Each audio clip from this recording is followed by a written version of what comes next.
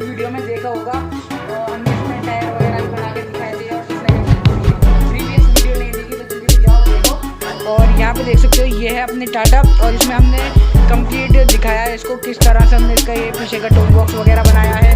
और देख सकते हो, कमेंट में बताना कैसा लग रहा है। और ये हमने लगाया है जनरेटर के लिए जो एयर कम पास करेगा।